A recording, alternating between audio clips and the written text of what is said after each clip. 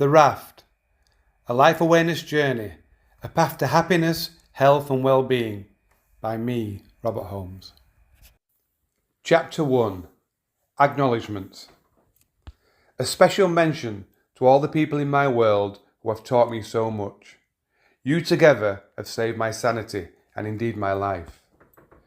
To my ex-wives and partners, to my lovely children and my family, to those who have attended readings, seminars and groups, to all who have challenged me and made me react, I thank you all, for without you, this book would never have been written. Chapter 2, Forward. I have felt nudged for quite some time to write this book. Gone now are the thoughts that I have no natural gift for writing, or that other people would write this book for me. So after many years of kicking and screaming, I have finally let go and began to write. Over the following chapters, I offer you the results of the many lessons that I have learnt in my life, and the results of my life so far. This information and help was gained through much heartache and endeavour. This book holds the life awareness tools that I myself use to better understand my own actions and behaviour. The processes that life awareness offers will open the door towards self and life awareness, and many who have used these processes will concur that looking at yourself and your behaviour honestly and without prejudice can be very difficult indeed. This book invites you to take a look in the mirror. Question: are you ready to take a look at yourself? Chapter 3, Introduction. My name is Robert Holmes, creator of Life Awareness. This book is full of solutions that were gained with an unbelievable amount of help. It is a book for you written by our subconscious connection. This book is a reminder of your depth. I have felt for many years like a man on a giant raft, floating on the sea of life. I see all around me people who are needlessly suffering from the trials of their life. The abilities that I have gained through becoming more self-aware allow me to see what causes the suffering of those struggling to stay afloat. These insights tortured me for many years. However, eventually, over time, I have gained enough understanding to see my awareness as a gift and no longer as a curse. Even now though, I myself still fall back into the sea and struggle on occasion. Proof, if you need it, of my own imperfections and continual learning. I often made the mistake of attempting to rescue other people who were struggling to stay afloat, but they couldn't see the raft. This book is the raft, and I really hope you can see it. Chapter 4, The Overview. This book is set out in 2 phases, although the phases do integrate somewhat. Phase 1 describes my story and how I suffered in my life due to the ignorance I had of my own true self. It also documents how I became aware that I was broken and how I began to fix myself. Phase 2 explains the tools that I use to firstly improve my own life and then the lives of others. In this book, I offer a lot of my own personal story. This, I feel, gives much more authenticity to the origins of the information from which life awareness was born. It starts with an insight into where I have journeyed from, the starting point as it were, which seemed to be the best place to begin. Many reading this book, I guess, will be setting off from a similar place in their life or somewhere close to it, which may be the reason why they've been guided to read it. My story starts in my teens and briefly traces my steps to the initial awakening from the dominance of the ego, and then onward along my life's journey. The Raft is semi-autobiographical and includes many personal moments and intuitions that I have received along the way. I will endeavour to pass on what I have learnt over the years, lessons that have transformed my life and tools which I have been inspired to develop and use. I have attempted to keep the text as jargon-free as possible, so I hope you enjoy the journey. Chapter 5, My Journey in the Beginning. It was 1980, and I can remember it like it was yesterday. I was stood in the King's Head public house, gazing through the window, a 15-year-old boy who was searching for his next step in life. I'd recently left school and I was confused about what to do next.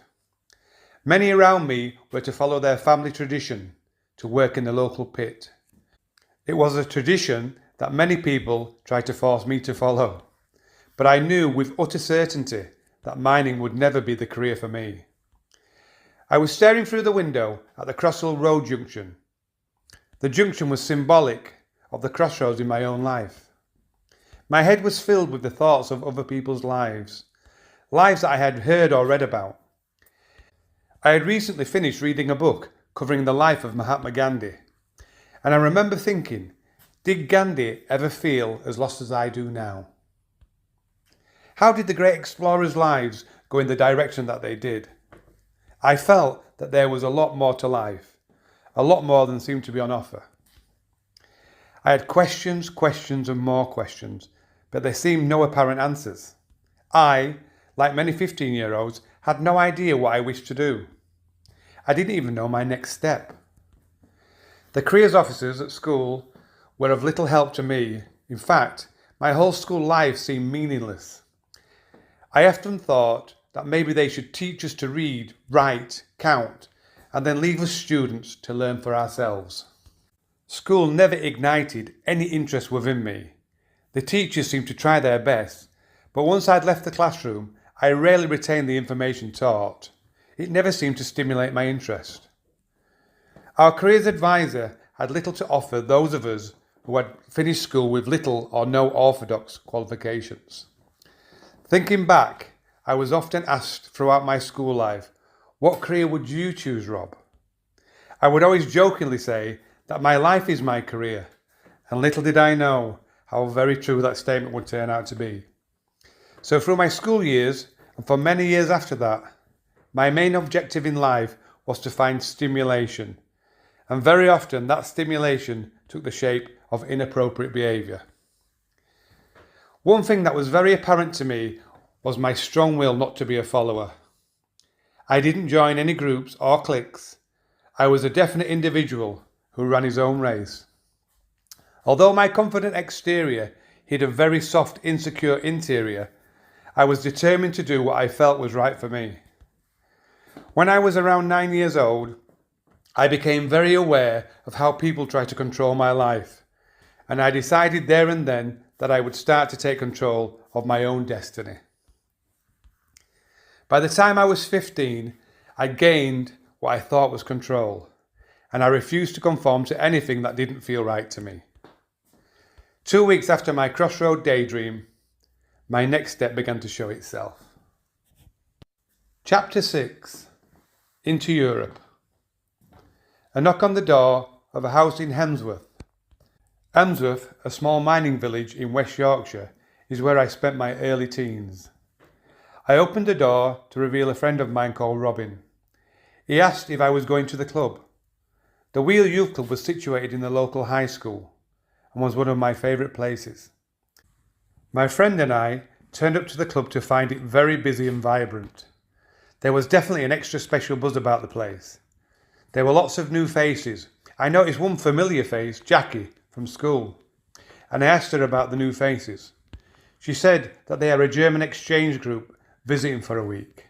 I thanked her for the info, and off I went to mingle, on the prowl for stimulation. My interest was taken by one new face in particular, a lovely looking girl with mousy blonde hair. She was slimly built and had a pleasant smile, but the best was yet to come, her accent. How I loved the sound of English spoken with a German accent. I was definitely drawn to her for some reason.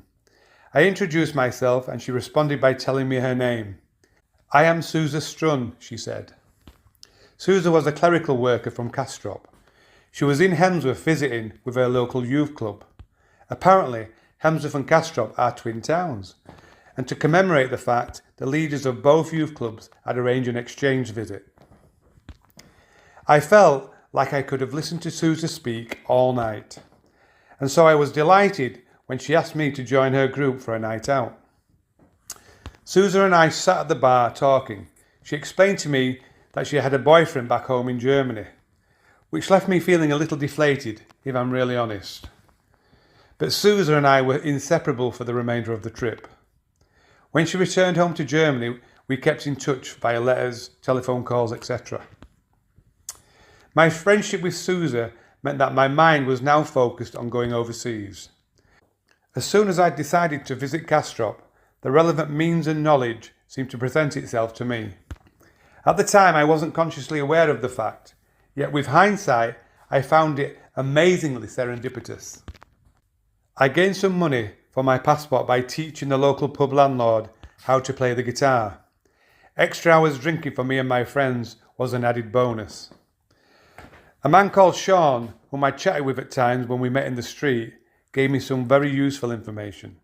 After hearing about my forthcoming plans to hitchhike into mainland Europe, he suggested I read a book called The Hitchhiker's Guide to Europe by Ken Walsh, which I purchased and found very informative. Like I said, with hindsight, it's easy to see how the right information comes to you when you need it. Once you finally realise this, it becomes easier to see. Eventually, you come to expect it. So armed with some information and with money and passport in hand, I set off on my journey.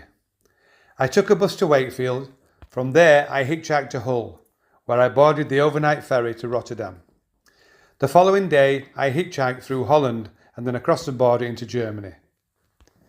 I arrived in Kastrop later that night. It was 3 months since my Crossroads daydream. I was now 16 years old, and the next chapter of my life was about to be written. After just over a year travelling, I returned to Hemsworth armed with lots of bizarre tales. Those tales are probably worthy of their own book. After my trip, I was no closer to knowing my true direction in life, but I knew that I had the courage to follow my path wherever it would take me. Once back in England, I soon began to notice that the attention given to me by those who were intrigued by my adventures helped to diminish my feelings of being lost. Why was that? I now know that my travels, although adventurous, nerve-wracking and exciting, they were superfluous to my real journey. As the cliché goes, that journey was deep inside of me. I have heard many people say that they wouldn't change a thing about their life. I put myself in that category. However, many wish that their life had worked out very differently. So I guess it depends on where you end up. For many years after my trip, I felt that life was a struggle and something to tolerate. My searching nature was now curtailed and replaced with frustration due to feeling forced to live a life that I didn't like. This feeling was reinforced through witnessing other people struggling around me. Their struggles seemed to somehow show me that endurance was the norm. I sought solace by busying myself with inappropriate coping strategies, craving and finding intimacy wherever and whenever possible. Seeking love and adoration was my daily motivation. I'm not proud to say that most of my life has been lived with this kind of mindset. When you have a need, then you spend all your time trying to meet that need. If you are hungry, then every decision you make will be to attain some food. Your need will be your decision maker, and your morals will take a back seat. This is exactly how I was living my life, in need, and when I couldn't meet my need, depression would strike. There were occasional highs, but the highs just seemed to make me need even more. Question: but what did I actually need, and why did I have to behave the way I did to meet that need? How could I address and improve my behaviour? The answers to all my questions were soon to become apparent. Chapter 7: Coming Down to Earth. A few years after returning from Europe, I started work for a company who made windows and doors. It was my first full-time job, and the hours were very long, sometimes as long as 96 hours a week. Overtime was compulsory, and it wasn't long before the lengthy working week began to take its toll on me. I had moved from one extreme to another, from a carefree traveller to a frustrated, hard-working husband and father. I strived to endure it, as that seemed to be the way of the world, as I perceived it at the time. I felt trapped and misunderstood, which built much anger and bitterness within me. I looked at those around me, searching for someone like me, comparing myself to them. Yet the majority of people around me seemed satisfied with their lot, and contrary to my desperation to get home, many of my co-workers were asking for more and more overtime. I couldn't believe their attitude. I felt like a fish out of water, like a man in the wrong place. I felt so weak and pathetic due to not being able to cope with my work life. I saw that many of those around me seemed to cope fine, which compounded my feelings of weakness and failure. Hindsight is a wonderful thing. Learn from hindsight and foresight becomes possible. Quote from me, Robert Holmes. Looking back, I can remember one piece of advice. It came from a female doctor. The place where I was working was taken over by a larger firm, and all the staff were asked to attend a medical health check. When my medical examination was over, the female doctor gave me a clean bill of health. That was strange, because I certainly didn't feel healthy. She went on to say something that I found very strange at the time. She said that I didn't belong there. She went on to say that I seemed different to the other members of staff, and in her opinion I was in the wrong place, which of course I was. My ego loved the idea of seeming different, and I left the room with the thought that maybe the doctor was attracted to me. A valuable message went straight over my head. 11 more years I tolerated my situation, and even then I still didn't make a decision to leave. That decision was eventually made for me. My marriage and the birth of my 2 lovely children seemed to compound my need to carry on with a way of life that was detrimental to me. I can remember often sitting on the edge of my bed with my head in my hands, dreading the thought of going to work. When I wasn't at work, I was complaining about work.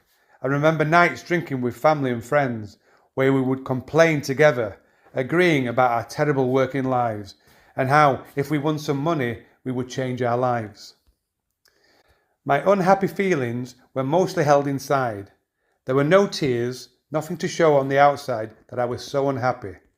I was working to pay the mortgage, cutting the grass, washing the car at the weekend, just like a robot programmed to do its duty. A robot programmed to live a life that he hated. I was a mess, but the only sign of my true feelings were my shaking hands. Shaking due to the emotional stress state. Stress that I ignored to carry on being the square peg in the round hole. I had no personal responsibility, yet many, including my wife, felt me to be the epitome of selfishness. My perceived selfishness was my desperate attempt to find a way to balance the emotional scales and deter my dark, angry thoughts.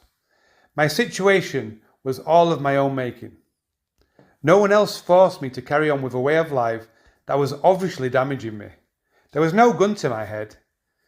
Feeling trapped in the wrong way of life is by far the most soul-destroying feeling I have ever experienced. But that is exactly what it is, a feeling. Your perceptions of the expectations of society and the responsibilities that your peers have handed down to you are the only chains that bind you to your misery. Your suffering only serves in showing those you love that suffering is the norm and the way that life should be. You hand down your moral responsibilities to your loved ones, perpetuating the cycle of suffering. Even armed with a greater awareness, it is still an incredibly thick chain to break, but break it you can. However, that lesson I had yet to learn. So were my fellow workers better designed than I was? I thought they were. I felt so insecure and oversensitive. Sensitivity felt like a weakness, so I masked it with anger. I felt weak enough without showing my weakness to others. My ego seemed insistent that I carry on with the behaviour that I had been programmed to do. I had decided that emotions were a fault, so I hid them. This in turn manifested itself into inner anger. Anger that was projected on anyone or anything that gave me the opportunity to vent it. As I mentioned earlier, I didn't take myself out of my working hell. That decision was eventually taken for me.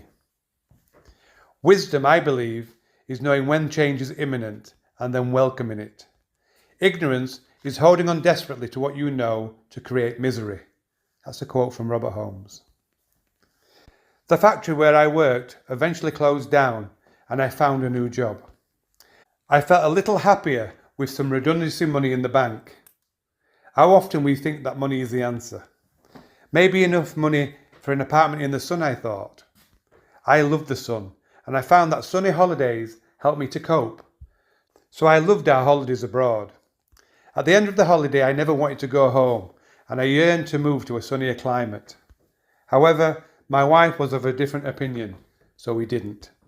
Question: why did I need the sun so much? So with the redundancy money in the bank, the apartment in the sun seemed to be much closer to becoming a reality. Within a week of leaving my old workplace, I'd started yet another brain-numbing job. No lesson learnt there then, eh? Although it didn't last very long. While at work on my first day, I received a phone call from my wife, asking me to return home. She explained how our neighbours had been bullying her. What she was saying made no sense to me at all. So I decided to go and face each neighbour individually. I was all fired up and ready for a battle. All I needed was a spark. Neighbour after neighbour said the same thing, that they didn't know what I was talking about, and promised that they were oblivious to any issue with my wife. I was confused and disappointed. I returned home with anger to vent. I confronted my wife for an explanation. I repeated the words that my neighbours had said, how they were oblivious to issues with her. My wife just walked away into another room. I gritted my teeth. I walked away into the garden just to calm myself down. I spent the remainder of the evening watching TV, distracting my thoughts from the day's issues. Later that night, while sleeping in bed, a noise forced me to wake. I noticed that my wife wasn't in bed beside me. So after hearing more noise, I decided to go and investigate. I went first to the children's rooms, thinking she may have gone to check on them. My son, now 5 years old, was asleep and settled. My daughter, 6 months old, was also asleep. I continued my search by going downstairs. In the living room, I found my wife pulling back the carpet. I felt frustration building, and I asked her what the hell she was doing. She said that she was looking for the cameras and microphones. What bloody microphones? I asked. She began telling me about how the neighbours were recording our life and stressed that we were in grave danger. I told her to come to bed, but she refused. She said that she was too scared to sleep. I'd been so wrapped up in my own worries that I'd neglected to notice the vast difference in my wife's behaviour. I coaxed her to bed, and once she was finally settled, I laid there with concerned thoughts running around my mind, questioning her actions and considering how best I could help her. The following day, I dropped our children off at my mother-in-law's, and then I took my wife to the doctor's. The doctor expressed his concerns for my wife's well-being and urged me to take her to Fieldhead, the local psychiatric hospital. I had already guessed that Fieldhead would be our next stop. On the journey there, I made a promise to myself. I promised that no matter what the doctor said, I would not allow my wife to be admitted and locked up in a place like that, no matter what the outcome of the consultation. My wife was examined by the psychiatrist on duty, and once the examination was over, he reported that she was indeed experiencing an extreme psychotic episode. He said that she would have to be admitted for observation. I instantly refused, sticking to my earlier promise. The doctor finally agreed to my refusal, but he did insist that my wife stop breastfeeding with immediate effect. He went on to say that due to the strong medication he was prescribing, breastfeeding was totally out of the question. On the way home, my wife became agitated and demanded that we didn't go back to our house. She insisted that we would be in terrible danger if we returned to our home. I pulled up at a roadside cafe and rang my parents. I explained our situation to my mother. I asked if we could possibly stay at her house for a short time. My mother seemed confused but insisted that we went to stay with them. My wife, me and the children then squeezed into my parents' place. At 2 a.m. the following morning, I was bottle feeding my daughter. I was feeling rather shell-shocked to say the least, but I busied myself with my daughter's needs. My mother came downstairs and she smiled in my direction. She asked me how I was doing. Tears trickled down my cheeks, yet I still pretended that I was fine. I said to my mother that I had no idea what had happened or why it would happen. My mother didn't speak, she just hugged me, which allowed more tears to flow. We stayed with my parents for a couple of months, and I used the redundancy money from the bank to pay our mortgage. After much deliberating, I made a decision to put the house up for sale. I then registered for a house with the local council. I knew the redundancy money wouldn't last forever, so I was making contingency plans. The council refused to help us initially, stating that we had a house already. However, eventually, due to our unusual circumstances, they offered us a house within a month. Our mortgaged house also took weeks to sell. One of our neighbour's sons asked to buy it, and buy it he did. We received the keys for our council house within a month. The house was in such poor state of repair that I decided to use the remainder of the redundancy money to make the council house more livable.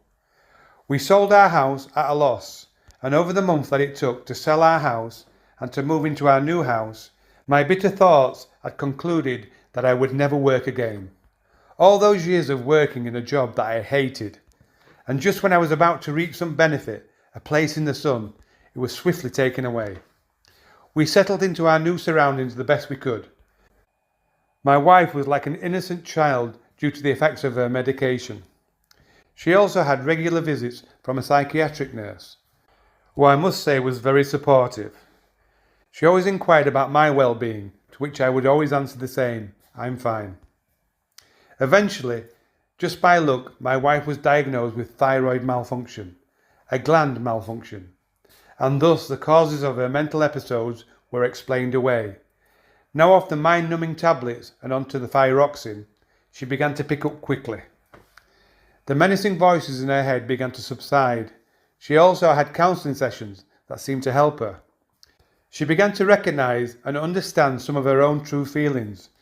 She seemed to have realised that she herself had been living a life that she needed to change. This episode of illness, I feel, was the start of my wife's own awakening. Awakening will be explained later in the book. My wife's awakening brought small changes to our relationship, changes that I feared. My fear and my needs divided us.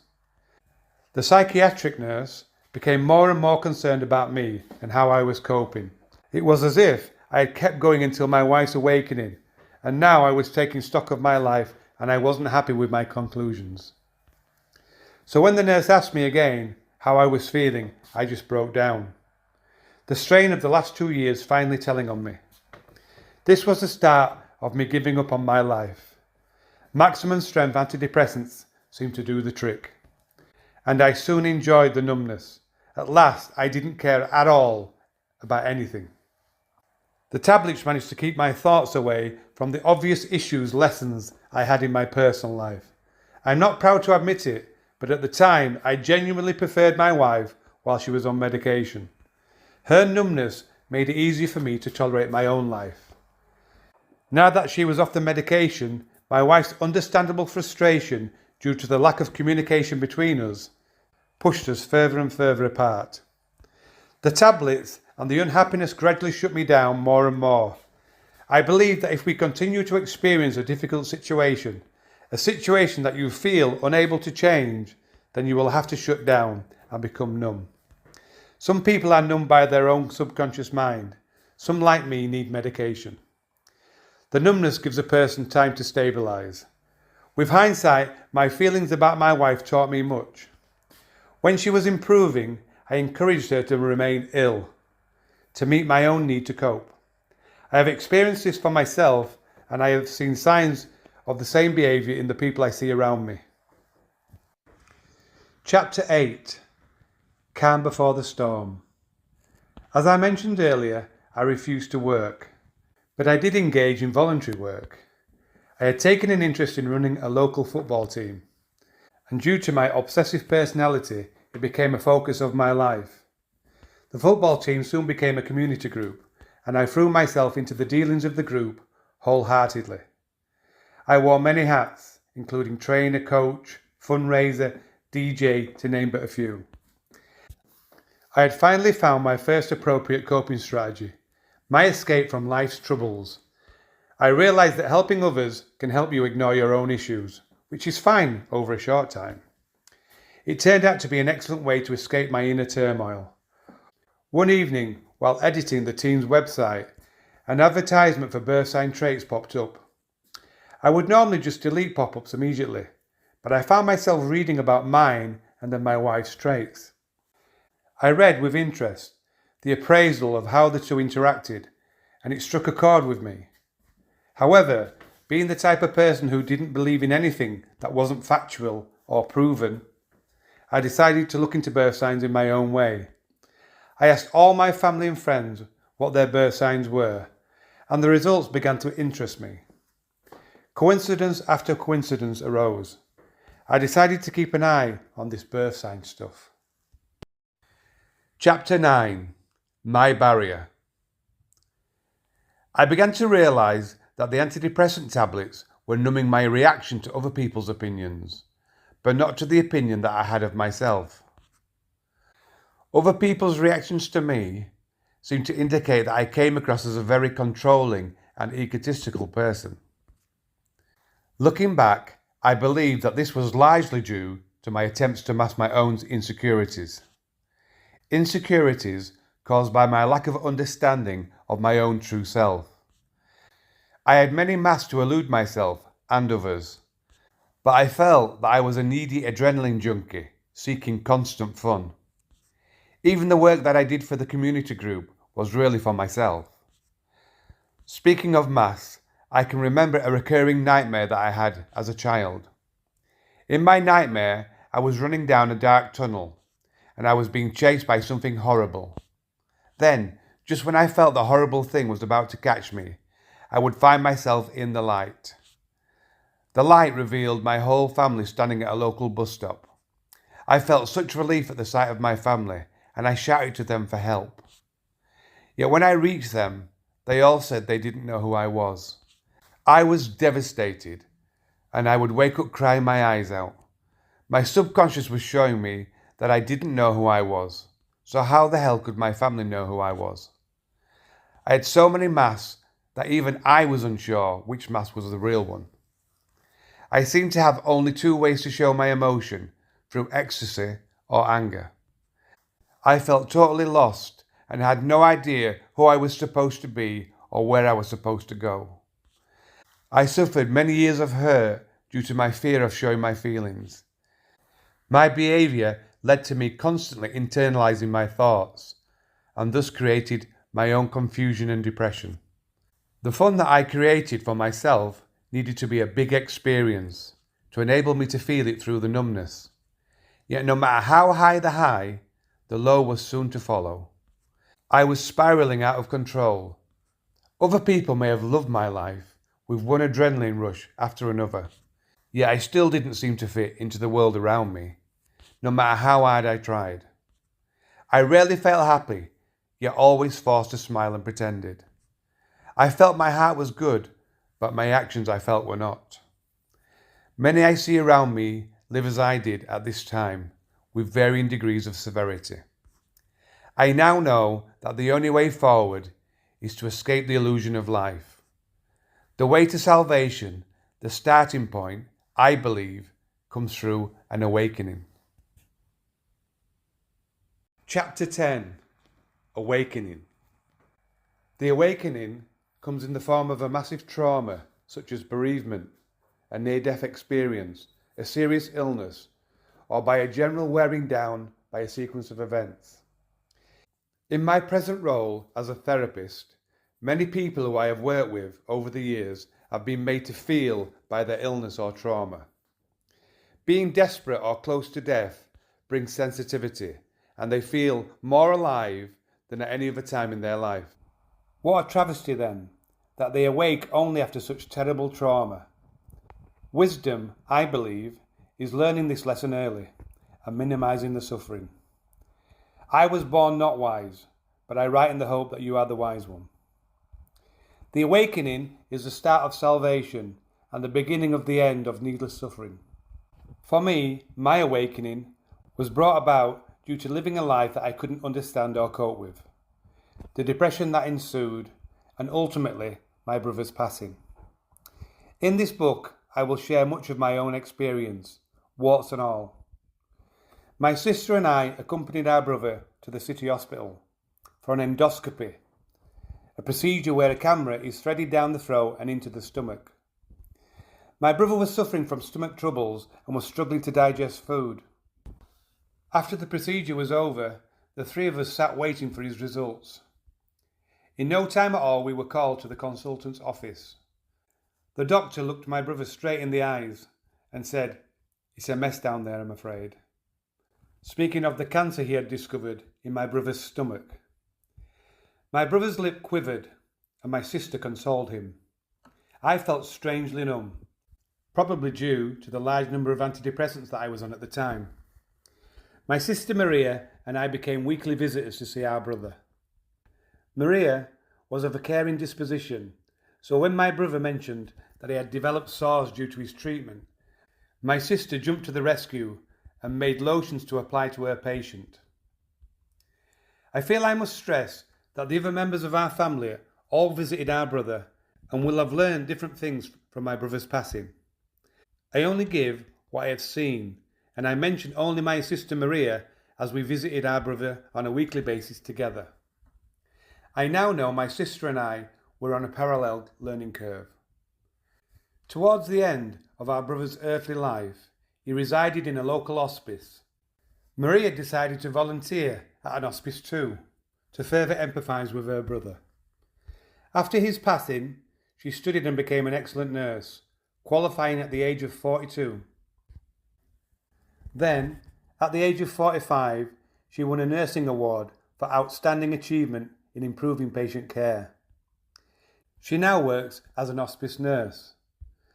My sister offered care to our brother and received in return an awakening to the area of her unique mission in life. Question: so what, if anything, did I offer my dying brother? To be totally honest, at the time I would have gladly taken his place. Looking back, it was all meant to be.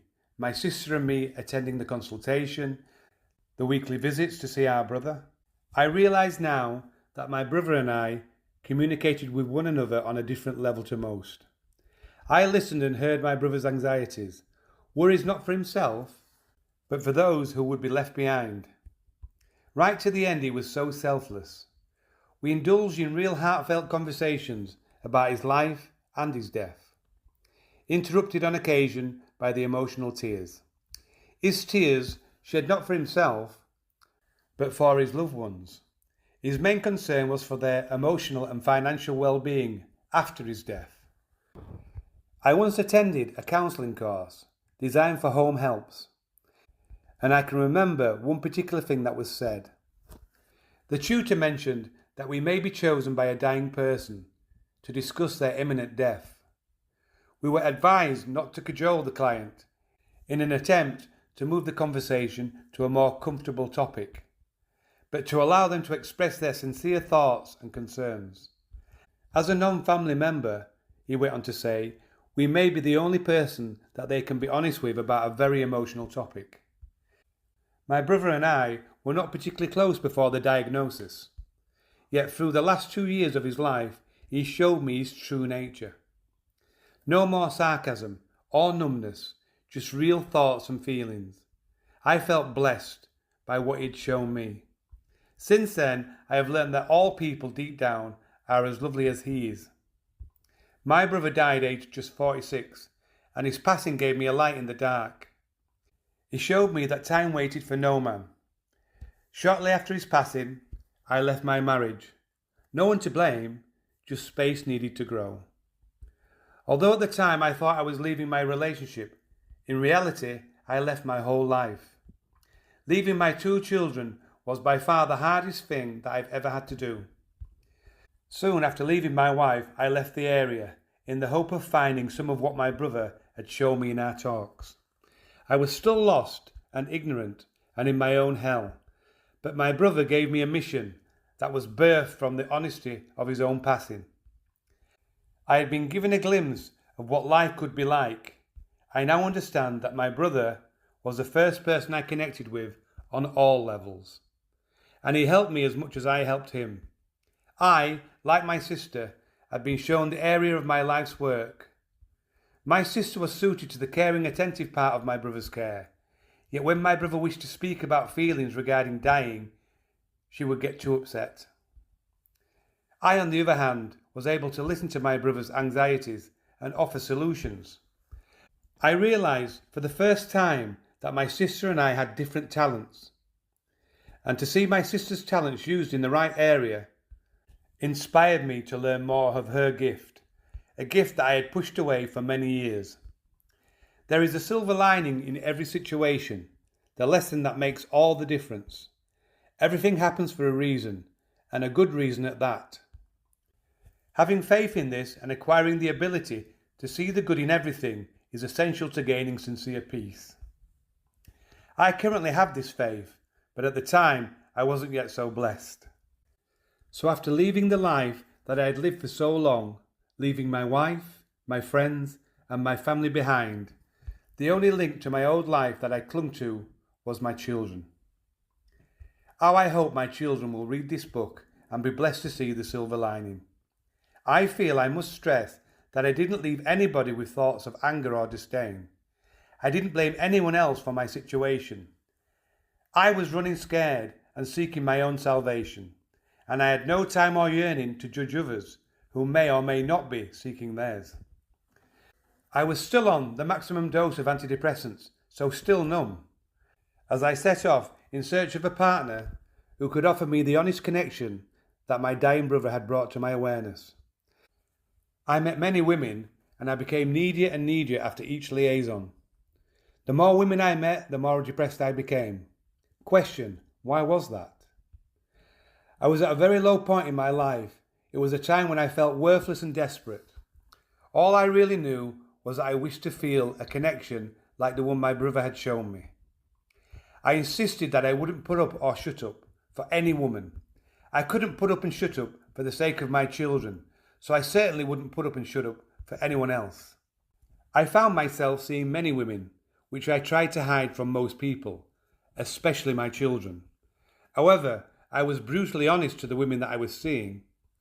I felt my honesty excused my behaviour. All involved carried on compromising their morals and ethics in an attempt to cope with their lives. Much later in my life, while sat daydreaming, a video clip played in my mind's eye, the gist of which was as follows.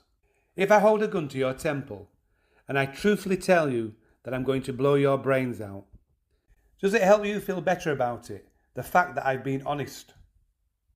Being aware of your actions is the first step to change. Understanding why you act in a particular way, a way that is contrary to your own morals and ethics, is the second step. Find the action that fits your need, an action which is not detrimental to you or anyone else. Find this win-win situation and you will have found your purpose in life. Unfortunately, at the time, I was still unaware of my dark behaviour. I was numbed by the tablets which prevented me from feeling and learning my lesson. I was in an induced sleep created by the antidepressants, and my numbness silenced my conscience. So with a silenced angel on my shoulder, then the devil on my opposing shoulder aided the continuance of my behaviour. Notice I do not say chosen behaviour, as my behaviour was born out of need and not from choice. The darkness had well and truly fallen.